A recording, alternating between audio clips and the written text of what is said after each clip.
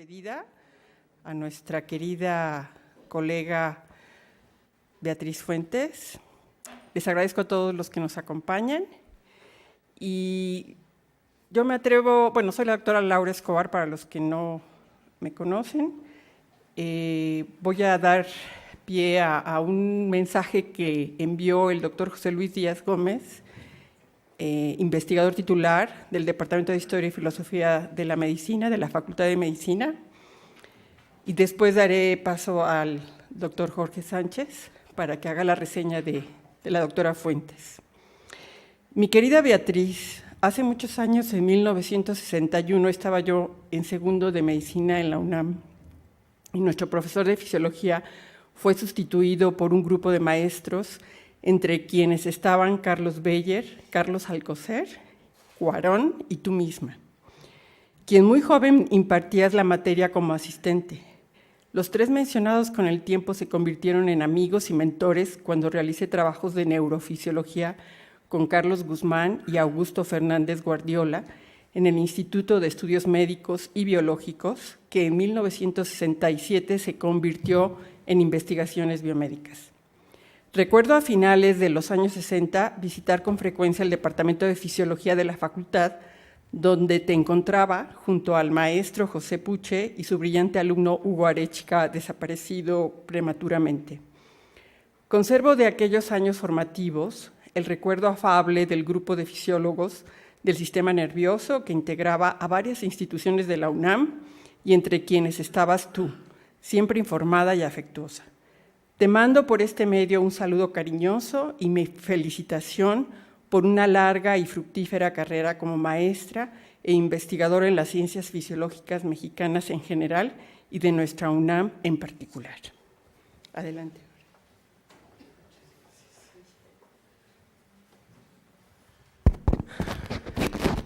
Bueno, yo antes que nada quiero agradecer la atenta invitación que me hizo Laura Escobar para participar en este homenaje. Fue una sorpresa que me llamara, una grata sorpresa, y al mismo tiempo un reto para mí. Creo que es la primera vez en mi larga vida que he participado en un homenaje a alguien, ¿no? Jamás. He dado pláticas de mi trabajo científico y de otras cosas, pero nunca en términos de homenaje.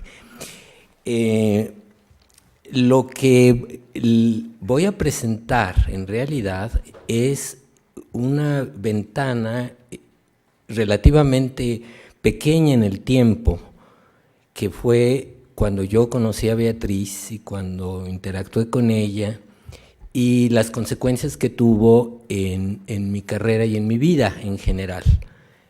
De tal forma que no voy a hablar nada de lo anterior porque lo ignoro, y de lo que ocurrió después tampoco, porque he perdido gran parte del contacto que tenía con todas las personas involucradas que estaban con Beatriz en aquella época. Entonces nos vamos a los años 70, algunos probablemente ni nacían en los años 70. En los años 70 yo era un estudiante de licenciatura, de principios de la licenciatura en la Facultad de Medicina de esta misma universidad. Yo era un universitario en aquella época, ¿no? Ella era ya profesora de tiempo completo de la Facultad de Medicina en el Departamento de Fisiología. Y bueno, la arquitectura de la Facultad de Medicina no ha cambiado mucho en todos estos años, creo. Estaba lleno de acontecimientos, digamos, políticos internacionales que los universitarios discutíamos todo el tiempo, y eso no escapaba ni a Beatriz ni a ninguno. Dentro de las cosas que sucedían, yo creo, de esa época más significativas, yo me atrevería a decir que son dos. Uno es la derrota norteamericana en Vietnam, que yo me he llevado la sorpresa que algunos jóvenes estudiantes del CIMVESTAB, por ejemplo, no saben lo que ocurrió. Esta es desde luego una de las fotografías más emblemáticas de aquella época que permitió ganar el premio Pulitzer. Y el otro acontecimiento, sin duda, con repercusiones hasta nuestros días, fue la revolución islámica en Irán. Pero además de estos acontecimientos así muy generales, sucedían otras cosas que cuando yo estaba con Beatriz discutíamos mucho y que eran mucho más agradables. Los dos éramos amantes del arte, digamos. Cuando yo estaba estudiando el bachillerato, me encantaba el cine de arte y también la literatura. Y aunque ya lo llevaba conmigo, con Beatriz se potenció mucho, porque a ella le encantaban esas dos disciplinas. Y hablábamos mucho de eso. Y yo sentía en aquella época que cuando se estrenaba una de las obras maestras de cine, que era un acontecimiento similar a estar viendo el estreno de Edipo Rey en la antigua Atenas, algo así. Entonces, obras de los años 70, La muerte en Venecia, de Visconti, la trilogía de la vida de Pasolini, Roma de Fellini, desde luego, y Gritos y susurros de Bergman, ¿no? Eran obras maestras, verdaderamente. Y en literatura estaba sucediendo en aquellas épocas algo realmente importante, que era el boom latinoamericano, que lo formaron 4 grandes escritores: Julio Cortázar, Gabriel García Márquez, Carlos Fuentes y Mario Vargas Llosa. Y de todos ellos, de los 4, recuerdo que lo que más comentábamos era la obra de Cortázar, tanto en sus novelas como en sus cuentos. Especialmente me acuerdo de las discusiones que teníamos con Rayuela. Rayuela, desde luego, no es una obra de los años 70, sino se publicó en la década anterior, pero en los 70 era una novela muy fresca, que se discutía mucho, ¿no? Y yo me permití preparar un breve texto sobre Rayuela, de lo que recuerdo que discutíamos. No lo he vuelto a leer desde los años 70.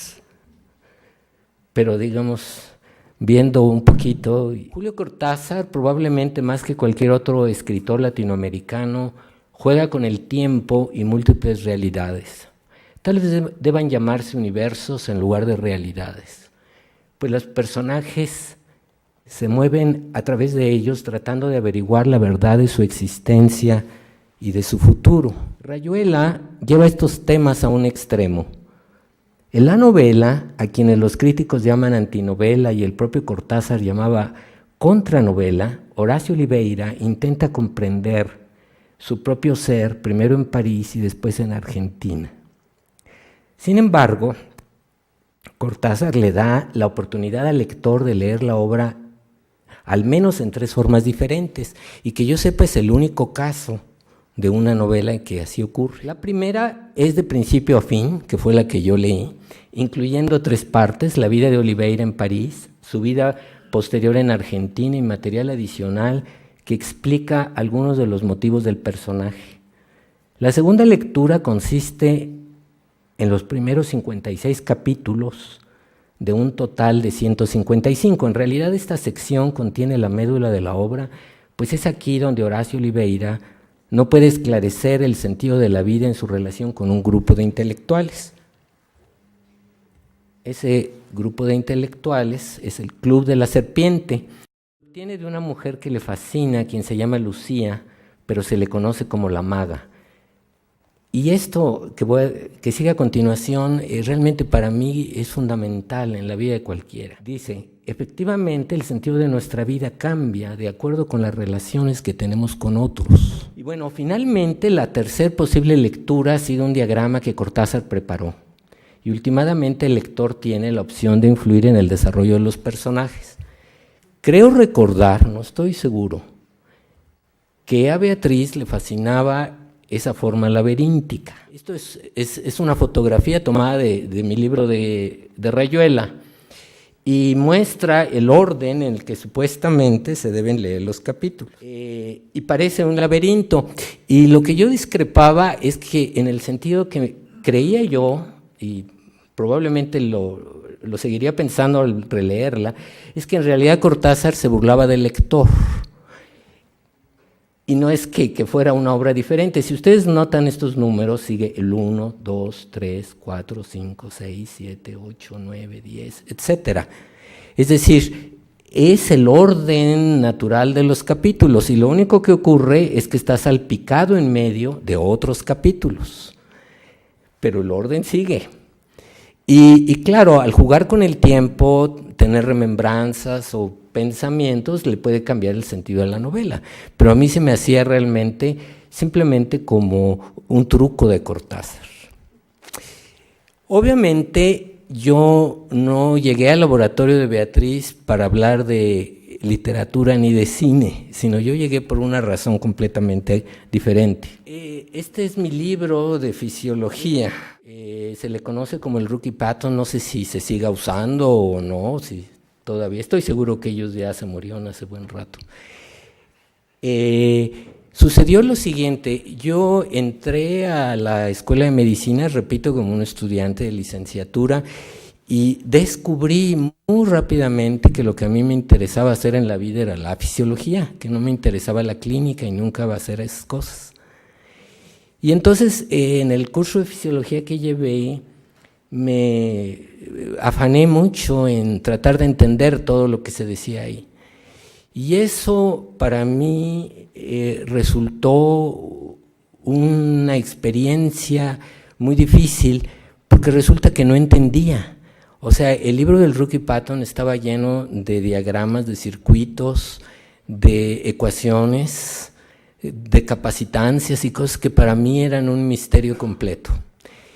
Y entonces noté que son los primeros capítulos, el origen del potencial de acción y demás, que en la lista de referencias había un señor que era muy citado, de apellido Hodgkin.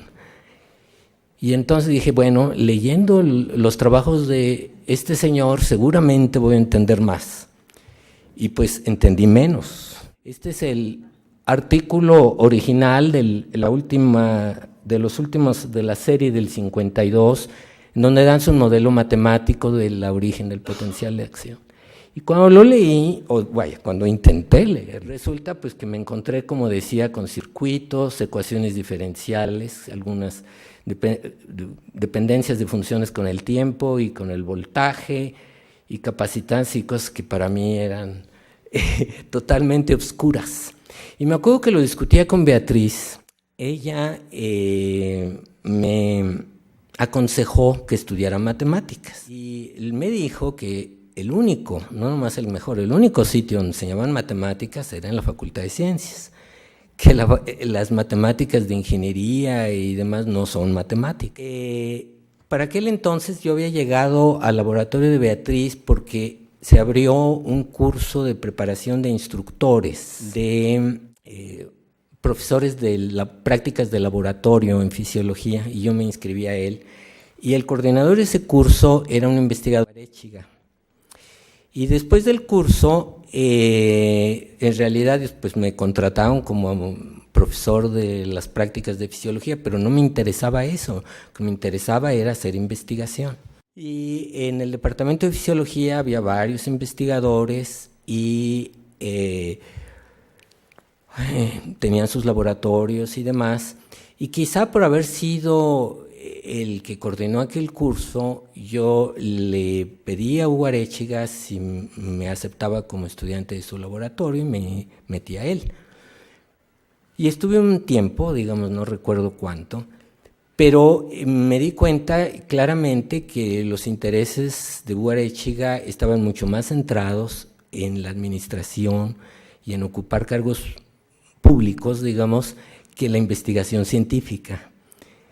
Y colaboraba en aquel tiempo él precisamente con Beatriz Fuentes, y fue así como me acerqué a Beatriz. Y a diferencia de Hugo Arechiga, Beatriz sí era de laboratorio, siempre estaba en su laboratorio, escuchaba a los estudiantes, se encargaba de ellos. Y fue entonces cuando platicamos de todo eso y me metí a la Facultad de Ciencias. No a estudiar matemáticas realmente, sino me metí a física, porque consideraba que eso para lo que a mí me interesaba sería más completo. Y de todas maneras, las matemáticas que llevaban los de física los daban matemáticos, y junto con los estudiantes de matemáticas, como sabe Miguel, no sé ahora cómo sea, ¿no? más o menos. Y en aquella época ella me convenció de entrar basado en una anécdota que me contó sobre un famoso matemático. Ese famoso matemático, así de los más grandes matemáticos, fue Gauss precisamente. Y me contó lo que hizo Gauss a los 7 años. Resulta que ha de haber sido un niño muy inquieto porque alguien lo mandó a sumar del 1 al 100, o sea, el 1 más el 2 más el 3 más el 4, ¿sí? Hasta 100. ¿Y cuál fue la respuesta que dio Gauss cuando se le puso esa tarea? Pues llegó, no sé si 5 minutos, pero a lo mejor menos. Y hizo lo siguiente, mire. Alineó los primeros 50 números y los otros al revés. Y luego los sumó y notó que daban 101, todas las parejas. Y entonces es muy fácil. La solución son 50 por 101, que son 5050. Y eso realmente me llamó, hasta ahora lo recuerdo. Y al entrar a la facultad yo realmente, aunque sabía que nunca iba a ser matemático, le encontré realmente enorme gusto a las matemáticas puras. Las considero a la fecha como no tanto una ciencia, lo considero más bien obras de arte. Así. Realmente bien estar en la escuela de artes. Bueno, no fue la única interacción con Beatriz, ¿verdad? Desde luego, estaba haciendo investigación con ella y como resultado de eso publicamos un trabajo. Fue mi primer trabajo científico y el único que publiqué con Beatriz. Y ahora que me invitaron a dar la plática, no es que se me olvidara el trabajo, pero no lo había visto hace muchos años. Y se me ocurrió buscar cómo está situado en el ICI, en el Instituto de Investigación Científica de los Estados Unidos. Y encontré que alcanzó 42 citas, que no está nada mal para un trabajo así, desde luego. Y seguí, digamos, en la facultad y conforme pasó el tiempo yo me di cuenta que en realidad ese no era mi camino. Encontraba a la carrera de física excesivamente teórica. Por ejemplo, los cursos de electrónica no nos permitían construir instrumentos, otras cosas que son muy importantes, por ejemplo, para un fisiólogo, claramente. Años después, ahora todo se consigue comercialmente, pero los amplificadores y muchas cosas antes los hacían los propios investigadores. Ciertamente Alan Hodgkin hizo los suyos, ¿no? Y eso me metió en graves preocupaciones existenciales, por así decirlo. Y para aquellos años, Beatriz me comentó de un libro que acababan de traducir al español, que ya tenía varios años de haberse publicado en inglés. Creo que Miguel lo tradujo, sí, ¿verdad? Ese es mi libro original, se llama Matemáticas e Imaginación. Es un libro, digamos, general, versa principalmente sobre teoría de los números, que es pues, matemáticas puras que vienen desde los griegos. Y al principio de cada capítulo tiene una cita y luego un texto, desde luego. Les voy a presentar nada más 2. Este es del capítulo 3, que saca a una cita de Descartes que a mí me parece fabulosa, que dice: al fin de alcanzar la verdad, es necesario una vez en la vida poner todo en duda hasta donde sea posible. Es decir, hasta eso está en duda, ¿no? Y lo que se aplica muy bien a mi caso es lo que sacan en el epílogo. El epílogo trata, como dice, de las matemáticas y la imaginación y todos los caminos que están abiertos precisamente y cuyo límite es la imaginación misma. Pero empieza con una cita de Lewis Carroll. Como ustedes saben, es el autor de Alicia en el País de las Maravillas. Y además de escritor, Lewis Carroll era muchas otras cosas, era fotógrafo y también matemático. Y dice algo que para mí es muy importante, dice: mi niño de Cheshire, comenzó ella, se refiere a Alicia, algo tímidamente. ¿Me dirás, por favor, qué camino debo tomar para irme de aquí? Eso depende mucho de donde quieras ir, dijo el gato. Poco me preocupa dónde ir, contestó Alicia. Entonces nada importa qué camino tomes, replicó el gato. Y en mi caso era justamente al revés. Yo sí sabía a dónde quería ir, pero no sabía qué camino tomar.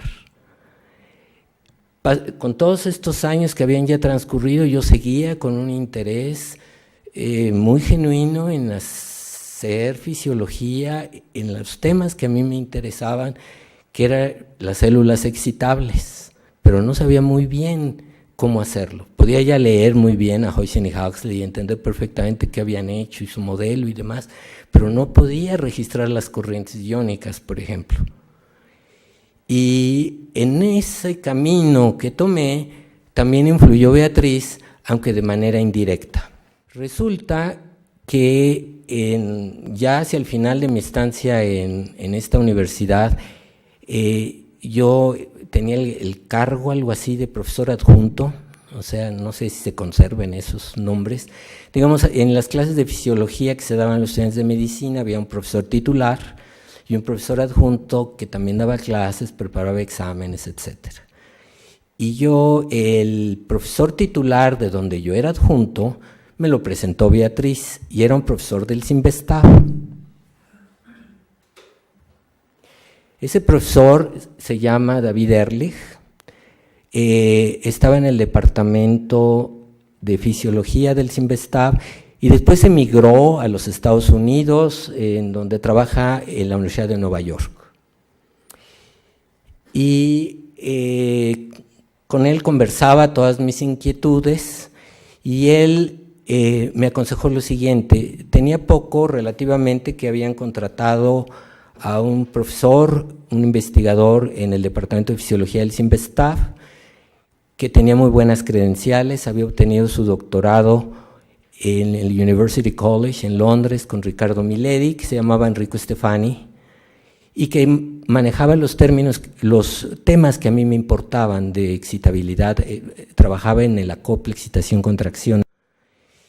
Y entonces decidí que ese era mi camino y empaqué mis cosas, digamos, y me fui, despidiéndome en los mejores términos con Beatriz. Obviamente no voy a hablar nada de lo que sigue porque eso no corresponde a esta charla, pero he dejado para el final lo que para mí es más importante de toda esa estadía con Beatriz. Y lo voy a hacer de manera relativamente breve y no voy a estar centrada nada más en los 70s, con todas esas advertencias.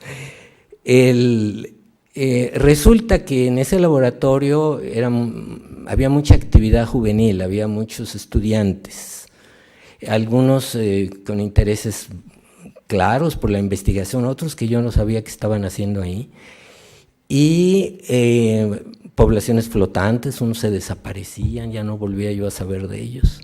De todos ellos realmente, algunos no me acuerdo ni de los nombres completos, otros sí recuerdo sus nombres completos y sé que dejaron la investigación, jamás hicieron ciencia, dedicaron otras cosas que vagamente sé. Pero hay una excepción muy importante. Entre los estudiantes de Beatriz se encontraba una chica a la cual no le perdió la pista y que está ahí sentada. Y esa chica tenía muchas cosas en común conmigo. También le interesaba la investigación de manera seria. Se interesó por el músculo antes que yo y se fue al Cinvestav antes que yo. Hizo su doctorado también con alguien graduado del University College en músculo. Y bueno, todo esto tiene un corolario, ¿no? Un corolario en matemáticas, pero no decir un disparate aquí, que hay un matemático de a de veras. Es una pequeña consecuencia de algo mucho más grande. Y ahorita les digo el corolario. Ese fue el corolario. Y como suele suceder con los corolarios, pues creció, se desarrolló, se graduó de bachillerato internacional en The Edron Academy, hizo la licenciatura en física en la Universidad de Edimburgo y el doctorado en la Universidad de Bristol en el sur de Inglaterra, y ese es el corolario allá arriba. Y menciono también esto porque lo que estamos viendo hoy es algo inevitable. Estamos viendo el recambio de las generaciones, cosa que ocurre a todos, digamos. Es inevitable y además qué bueno, porque hay una renovación y la vida continúa. Es una forma de que nuevos bríos y nuevas maneras de pensar. Por ejemplo, este corolario hace cosas que yo no entiendo, de materia blanda y cosas muy raras. Comparte el gusto por el buen cine y la literatura, no comparte para nada el gusto por las matemáticas puras, y eso es todo.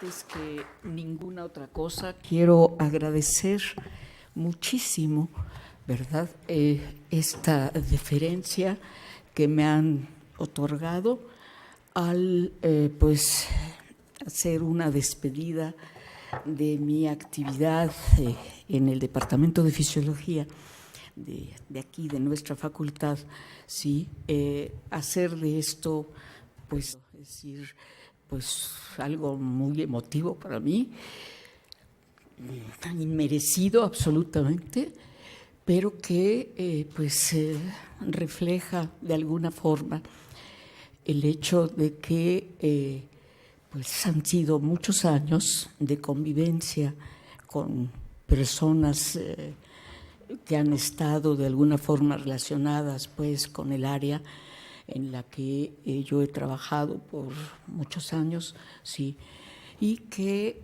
pues ahora se han tomado esa molestia y me han dado esta inmensa situación pues en la que estoy en este momento. ¿Qué puedo decir? Que realmente no resulte algo muy obvio. Pues simplemente no se me ocurre, no, sencillamente, sí. Pero sí creo que lo debo decir, repetir, y es que mi agradecimiento a nuestra institución, en primer lugar, sí, a lo que es nuestra universidad.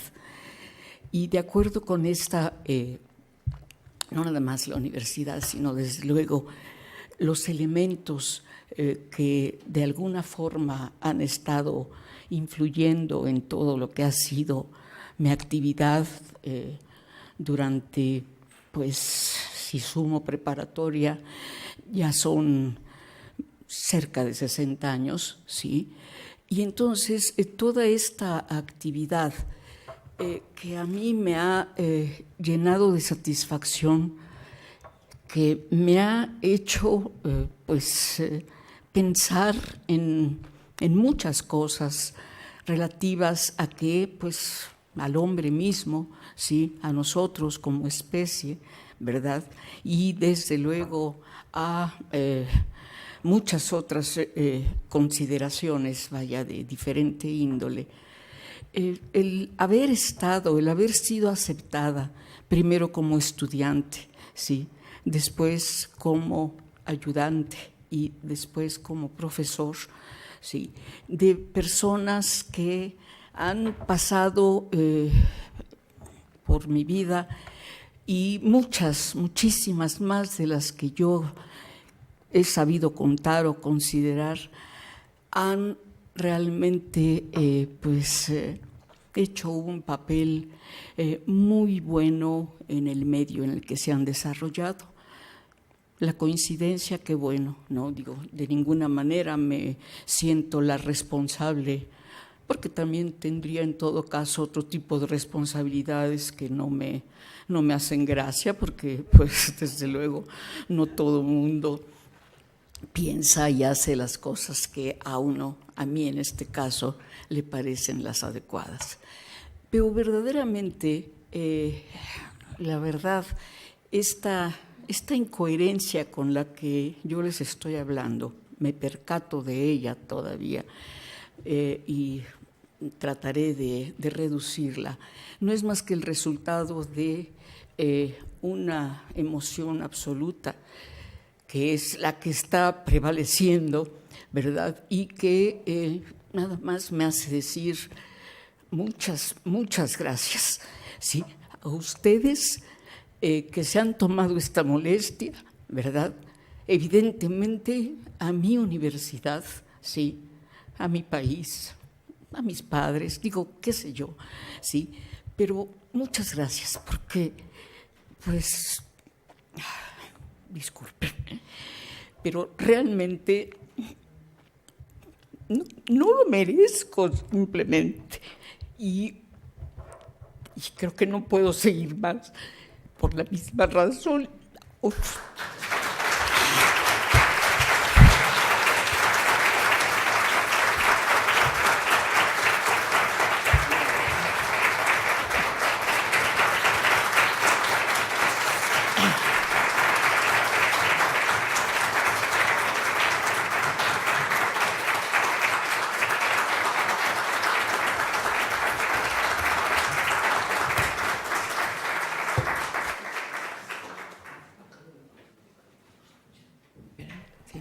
¿Alguien más si quiera sumarse?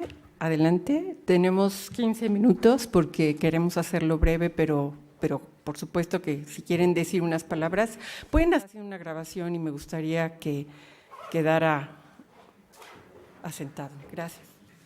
Bueno, pues muy buenas tardes y muchas gracias por esta invitación a la doctora Laura y Betty. Bueno, para mí es una sorpresa. Bueno, yo quisiera nada más mencionar para los que están presentes que hace 35 años en el Centro de Investigación y Estudios Avanzados iniciamos un grupo de mujeres con interés de reconocer a científicas o de mujeres en las ciencias, y me acuerdo que una de las primeras personas a quien invitamos a justamente compartir su experiencia con nosotras como estudiantes fue a la doctora Beatriz Fuentes Pardo.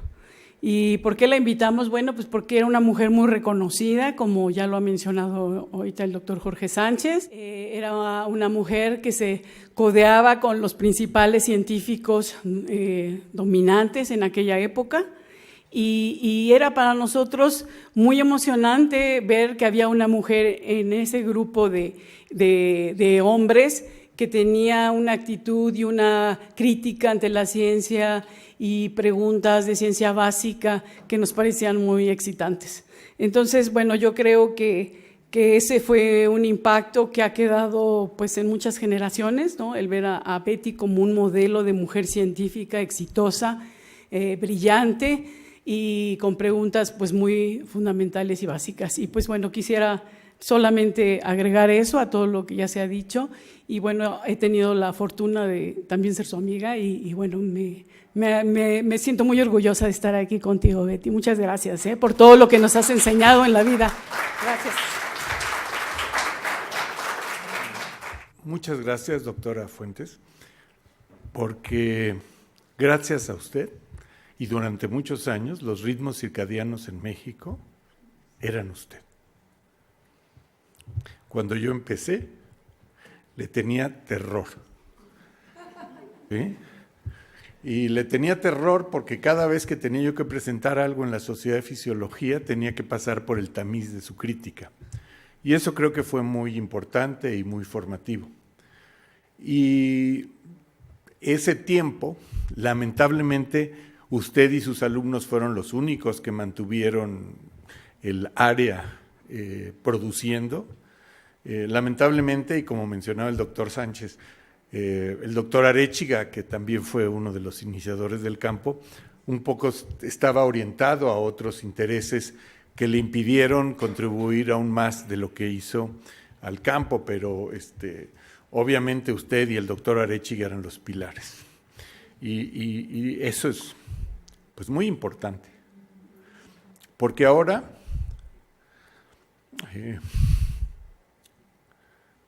los que somos sus herederos, pues somos muchos más. Si usted revisa, en la UNAM ya hay muchísimos grupos haciendo investigación en ritmos circadianos.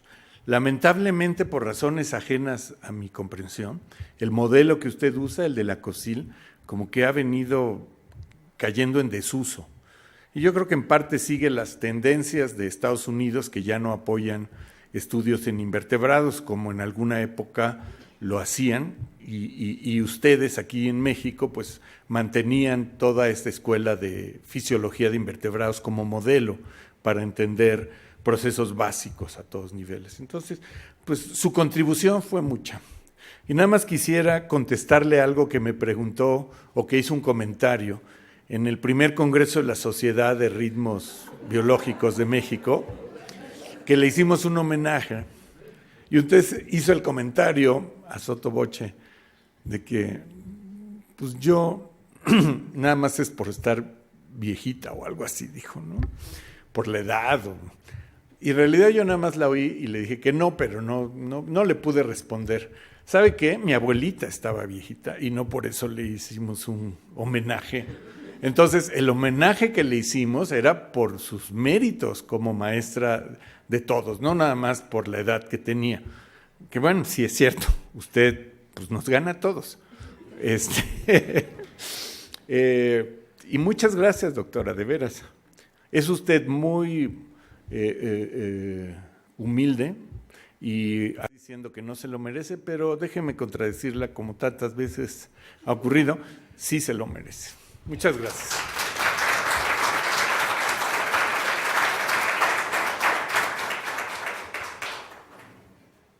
Bueno, pues yo también vengo a contradecirte, Beatriz, querida. Bueno, yo conocí también a Beatriz en el curso de instructores de fisiología y al principio también me daba miedo, pero por muy poquito tiempo, nada más porque nos hablaba un poco fuerte. Pero después me di cuenta que ella pues así hablaba y a mí me ha pasado mucho también que espanto a los alumnos cuando les hablo fuerte, pero pues hay que hablar fuerte, ¿no? Y bueno, yo quiero decir que Beatriz conmigo siempre ha sido extraordinariamente generosa. Me acuerdo muy bien de cuando era alumna en el Cinvestav, nos invitaba a desayunar a su casa porque ella trabajaba en la UNAM, pero vivía por el Cinvestav, vivía en Linda Vista. Íbamos a desayunar a su casa y yo le llamaba el Club de la Pequeña Lulú y era feliz cuando tenemos el Club de la Pequeña Lulú. Muchas gracias, Beatriz, por todas esas. Y además platicábamos de tantas cosas, tantas enseñanzas, con Marta Romano también. Y bueno, y siempre nos hemos ido a comer, o sea que espero que ahora nos sigamos yendo a comer y que, bueno, te la pases tan bien como te la has pasado durante todo este tiempo, ahora haciendo otras cosas. Muchas felicidades, Beatriz, por esta vida tan llena de cosas y de enseñanzas y por todo tu ejemplo. Gracias.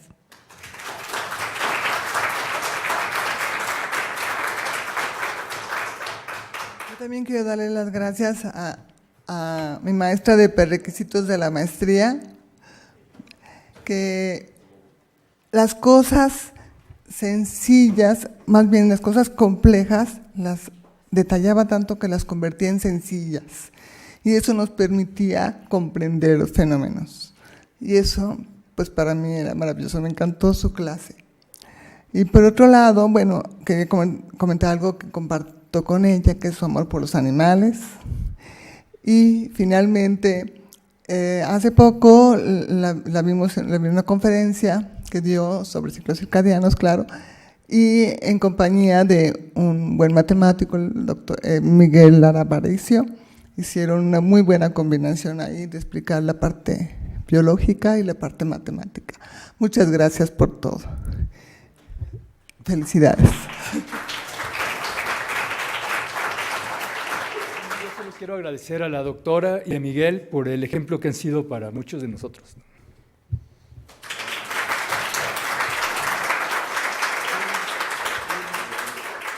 Bueno, sin más preámbulo, les agradezco a todos y nos vamos a comer con la doctora Beatriz. Muchas gracias y ahí seguiremos celebrando tu despedida. ¿De acuerdo? Gracias a todos.